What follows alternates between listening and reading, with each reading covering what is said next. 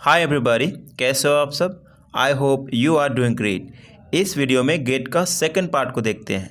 First part में get का काफ़ी सारे हमने यूज़ देखा था, ज़्यादातर हमने इम्परेटिव सेंटेंस में बनाया था, राइट। लेकिन आज इस वीडियो में हर एक टेंस में टच करेंगे और समझने की कोशिश करेंगे कैसे हम गेट को यूज़ कर सकते हैं हर एक टेंस में। ओके, इसके अलावा एक शॉर्ट पैराग्राफ लिया गया है ताकि आपको इंग्लिश बोलने में और लिखने में समझ में आ सके यूजिंग गेट। ओके, गेट को आप यूज़ करके एक पैराग्राफ कैसे इंग्लिश में बोल सकते हैं। तो वीडियो को अंत तक जरूर देखना ताकि कुछ भी ऐसी आपसे चीज़ें छूट ना पाए। ओके, तो यहाँ पे थोड़ा सा और समझने की कोशिश करते हैं। देखना, इसमें थोड़ा सा आपको बारीकी में कुछ बताना चाहूँगा। जैसे मैंने अपना घर साफ़ किया, ठीक है। मैंने किसी को पेमेंट किया इसे साफ़ करने के लिए। एक सफाई कर्मी ने मेरे घर की सफाई की। और लास्ट है, मैंने अपना घर साफ़ करवाया। यहाँ पे चारों का मतलब समझो और देखना सिचुएशन कैसे कैसे बदलते रहता है। पहले इसका इंग्लिश भी देख लेते हैं। मैंने अपना घर साफ़ किया, आई क्लीन माई हाउस। मैंने किसी को पेमेंट किया इसे साफ़ करने के लिए, I paid someone to clean it, I paid somebody to clean it. Okay, एक सफाई कर्मी ने मेरे घर की सफाई की। A cleaner cleaned my house. मैंने अपना घर साफ़ करवाया, I got my house cleaned. यहाँ पर देखो ऊपर छोड़ करके ये तीन जो है से किसी और से मैंने करवाया, राइट। बोलने का तरीका अलग अलग है लेकिन मतलब वही है, मैंने किसी और से घर को साफ़ करवाया, राइट। पहले वाले हम कहते हैं आई पेड समवन, मैंने किसी को पे किया, किस लिए भाई, तो क्लीन इट, इसे क्लीन करने के लिए। I paid someone to clean it, right. A cleaner cleaned my house. एक सफाई कर्मी ने मेरे घर की सफाई की। जो साफ़ करने वाला होता है ऑलरेडी यहाँ पे क्लीनर, उसका हम एकदम एज ए नॉन और यहाँ पे सब्जेक्ट बना दिया हमने, राइट। तो यहाँ पे बदल गया सिचुएशन, लेकिन मेरा मतलब तो वही है कि हमने घर को साफ़ नहीं किया, करवाया बल्कि, राइट। किसी ने किया, नो मैटर। यहाँ पे आपको मेरे बताने का मकसद ये है कि सिचुएशन को समझो और सिचुएशन के हिसाब से सेंटेंस अगर गॉड की मदद से नहीं बना रहे हो लेकिन फिर भी आप बना सकते हो, मतलब आप जो कहना चाहते हो वो कह सकते हो। ओके, तो लास्ट में मैंने अपना घर साफ़ करवाया, I got my house cleaned, जो हम पढ़ रहे हैं। तो अब और आगे बढ़ते हैं और हर एक टेंस में देखते हैं। ओके, पहले हिंदी देख लेते हैं। जैसे यहाँ पे अगर मैं कहता हूँ मैं अपना कार धोता हूँ, मैं अपना कार धुलवाता हूँ, मैं अपना कार धो रहा हूँ, मैं अपना कार धुलवा रहा हूँ, मैं अपना कार धो लिया हूँ, मैंने अपना कार धुलवा लिया हूँ, राइट, या फिर धुलवा चुका हूँ। उसके बाद लास्ट में इस तरह बोल सकते हैं आप प्रेजेंट परफेक्ट कंटिन्यूअस में भी, या फिर ज़्यादातर इसे लोग यूज़ नहीं करते हैं और यूज़ में नहीं आता तो कोई बात नहीं है, आप नहीं भी यूज़ करेंगे तो भी चलेगा। लेकिन हमारा काम है आपको बता देना, अवेयर कर देना एज ए ग्रामर जैसे यूज़ किया जाता है, कि ताकि आपको एक एज ए नॉलेज में बैठा रहे, नॉलेज के तौर पर आपको हमेशा के लिए याद रहे। जैसे लास्ट में है, मैं अपना कार पिछले 10 दिनों से धोता रहा हूँ, ये सिंपल हुआ। इसका पॉजिटिव होगा, मैं अपना कार पिछले 10 दिनों से धुलवाता रहा हूँ, राइट। तो अब इसका इंग्लिश देख लेते हैं। मैं अपना कार धोता हूँ, आई वॉश माई कार। मैं अपना कार धुलवाता हूँ, I get my car washed. मैं अपना कार धो रहा हूँ, I am washing my car. मैं अपना कार धुलवा रहा हूँ, I am getting my car washed. मैं अपना कार धो लिया हूँ, मैं अपना कार धो चुका हूँ, I have washed my car. या फिर सेकंड में है, मैंने अपना कार धुलवा लिया हूँ, पॉजिटिव में तो कहेंगे I have got my car washed. I hope कि आपको प्रेजेंट परफेक्ट और present continuous, present perfect continuous आपको सब पता होगा, राइट। इसलिए मैं आपको उस चीज़ को अवेयर नहीं कर रहा हूँ, ठीक है। लास्ट में है, मैं अपना कार पिछले 10 दिनों से धोता रहा हूँ, तो कहेंगे I have been washing my car for the last 10 days. और इसका जो सेकंड पार्ट में एज ए पॉजिटिव देखेंगे तो कहेंगे मैं अपना कार पिछले 10 दिनों से धुलवाता रहा हूँ, तो कहेंगे I have been getting my car washed for the last 10 days. Okay, अब देखते हैं पास्ट में। मैंने अपना कार धो लिया, आई वॉश्ड माई कार। मैंने अपना कार धुलवा लिया, तो कहेंगे आई गॉट माई कार वॉश्ड। मैं अपना कार धो रहा था, I was washing my car. मैंने अपना कार धुलवा रहा था, या फिर मैं अपना कार धुलवा रहा था, I was getting my car washed. मैं अपना कार धो लिया था, या फिर मैंने अपना कार धो चुका था, I had washed my car.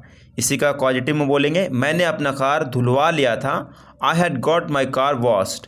Okay, उसके बाद नेक्स्ट में यही कहेंगे, मैंने अपना कार पिछले 10 दिनों से धोता रहा था, I had been washing my car for the last 10 days. मैंने अपना कार पिछले 10 दिनों से धुलवाता रहा था, I had been getting my car wash for the last 10 days.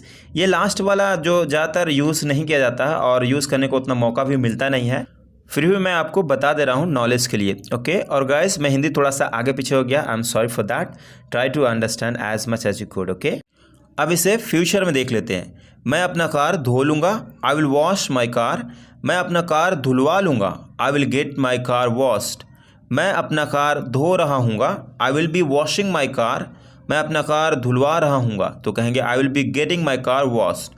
मैं अपना कार धो लिया हूँगा या फिर धो चुका हूँगा, तो कहेंगे I will have washed my car, मैंने अपना कार धुलवा चुका हूँगा, तो कहेंगे I will have got my car washed. Okay, इसका फ्यूचर परफेक्ट कंटिन्यूअस टेंस का मैंने नहीं लिया क्योंकि यूज़ में नहीं आता है ज़्यादातर, लेकिन हाँ एज इट इज़ जो ग्रामर का रूल होता है उस तरह से आप बना सकते हैं। ओके, तो आइए अब शॉर्ट पैराग्राफ देखते हैं। जैसे मेरे परेशान होने के कारण यह है कि 2 दिन पहले मुझे एक असाइनमेंट पूरा करवाने के लिए कहा गया था। करने के लिए नहीं बल्कि करवाने के लिए कहा गया था, और जब से मुझे यह असाइनमेंट मिला है तब से मैं व्यस्त रहा हूँ। परिणाम के तौर पर मैं इसे नहीं करवा सका अभी तक।